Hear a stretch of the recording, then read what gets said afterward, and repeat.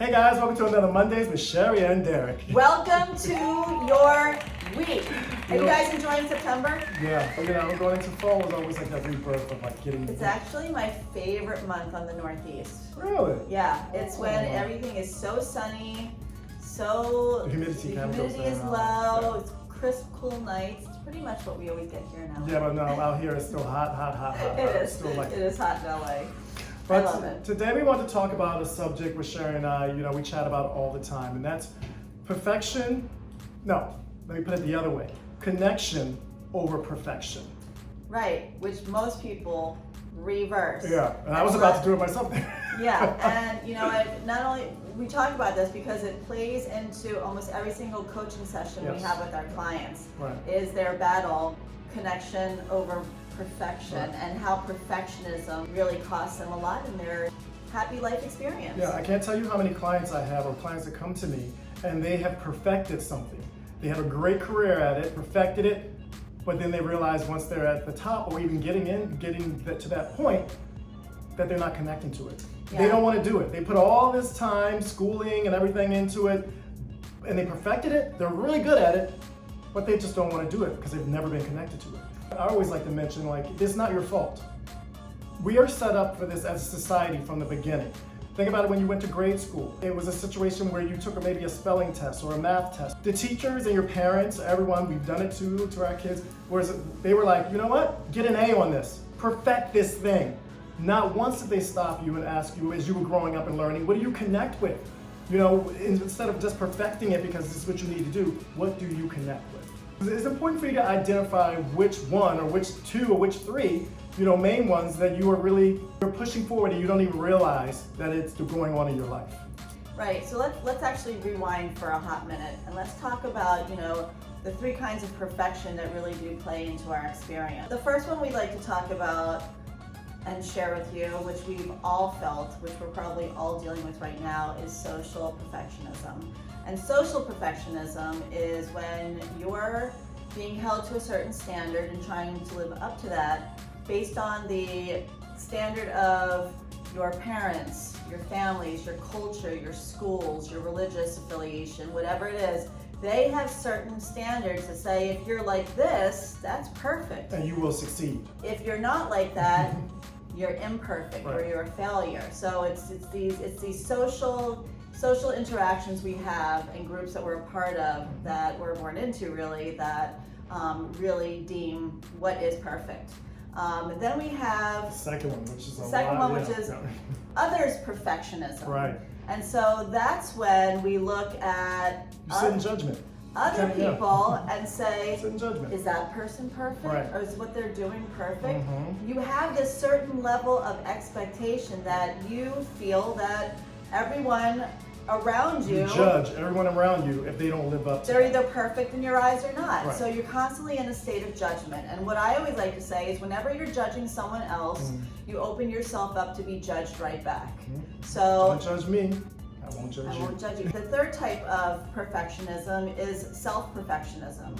And that's where you look inward constantly. Right. I call it bullying. I call it self-bullying. And say, am I perfect at this? Am I a perfect person in my job? Am I a perfect person in my relationship? Am I a perfect person to my friends? And you have this really high expectation of yourself that you sort of never meet. You always think, we're always like, oh, well, I'm not perfect, but, and so you're constantly always allowing yourself to feel like the runner-up. Less than. The runner-up. Bullying and then less than. All of these lead to just you being not happy and not living your best life. So the first one is identify which one it is that you're suffering from. And a lot of us have a little bit of all three of these in us. Just one kind of is the shining star. Right. So my thing is okay, I'm this one.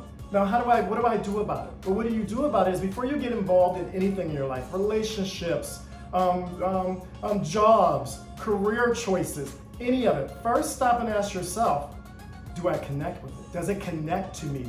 Does it make me feel good? Now, when you answer that question, does it make me feel good? That's when you go in on that perfection. You'll never reach it, but at least as you're striving and doing the journey, you feel like you're learning, you're growing, and you're loving what you're doing versus not connecting, getting really good at something and then turning around and saying, uh-oh, it doesn't connect to me, and now that I have all this going on and I don't connect to it. It's really going inward. You know, all of growth, self-growth, is always looking inward and not blaming anyone or anything out there for your choices. It's really owning them. Because so many people have kind of done what they're supposed to do or should do or what's expected of them their whole life, so they are so disconnected from how they really feel. We like to give values assessments to all of our clients, and we take them ourselves, and we take them on a regular basis every 6 months to just really identify what our values are, what they still are, and what we're leaving behind because it's no longer serving us. Because as we grow and we change and we develop, our values change. Different things connect to us. So as we figure out what is so important to us, what our core values are, then we start to think about what areas of our lives either connect with those values or don't connect with those values.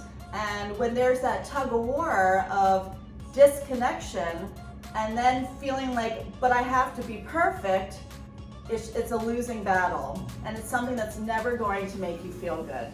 You're never going to really live your true life if you're just trying to perfect. Where you're going to feel alive is when you connect and then perfect. And what happens is that when you are not connecting to something that you're spending so much time at and so much time perfecting, you get anxiety, you get burnout, and you get this state of apathy where it is what it is, I really just don't care anymore. Also, you start asking that question, what am I doing? What am I doing here? What am I doing here? Because if you're connecting, you feel like you have a purpose. It could be anything. It could be, I'm not even saying it has to be a job. It could be anything. The scariest one, I do a lot of relationship coaching, and the scariest one is when a couple who's been together for 5, 10, 15, 20 years, all of a sudden wakes up and looks at that other person and they feel no connection.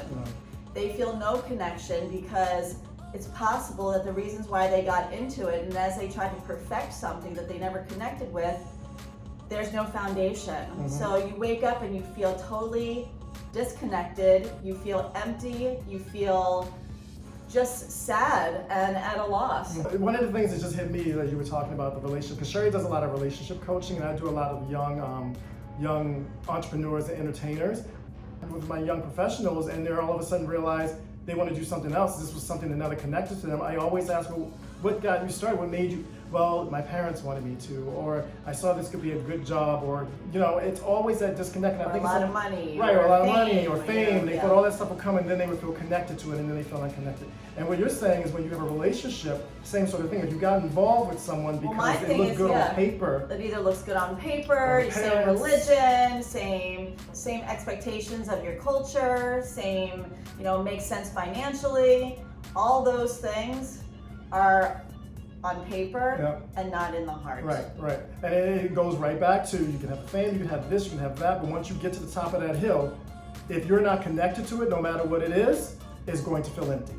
Empty, and you're going to lose your steam, and you're not going to want to continue, and then you're going to be at a state of, why am I here? What am I doing? Why am I even walking this path? It's a really daunting thing to go through, and I think we've all been there, and we've all gone through that kind of thing, or a lot of us don't know why, but we just know we've been there, we felt that as you guys are listening to us. But I guess the moral of the story is that, I think the moral of the story is, in your life tomorrow, when you wake up, just start practicing connection versus perfection.